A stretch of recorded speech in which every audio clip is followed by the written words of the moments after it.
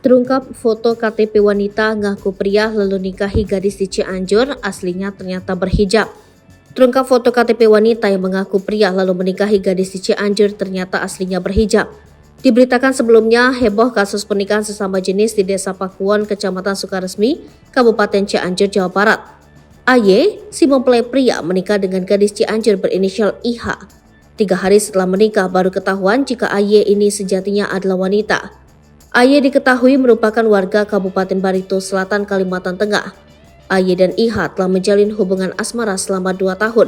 Mereka saling mengenal melalui media sosial, kemudian berlanjut hingga memutuskan menikah. Namun IH disebut tidak mengetahui jika AY sebenarnya sesama wanita.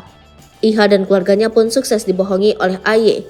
Kepala Desa Pakuwon Abdullah menyebutkan jika AY sudah mengajak IH menikah sejak 2 tahun lalu. Setelah 2 tahun kemudian lanjut dia, AY kembali mendatangi kediaman IH.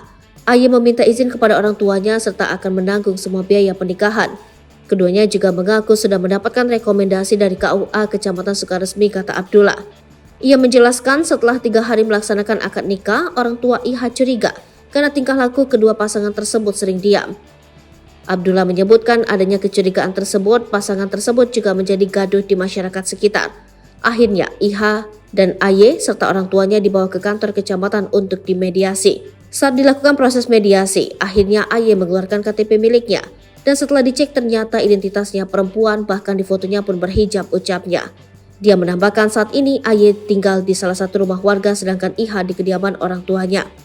Berdasarkan informasi didapat, lanjut Abdullah, AY meminjam uang sebesar 57 juta rupiah ke warga bernama Eli.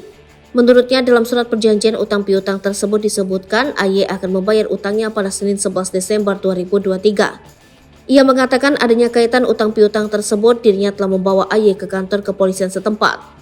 Abdullah mengaku tidak mengetahui kelanjutan permasalahan pernikahan sesama jenis tersebut setelah dibawa ke Polsek Sukaresmi.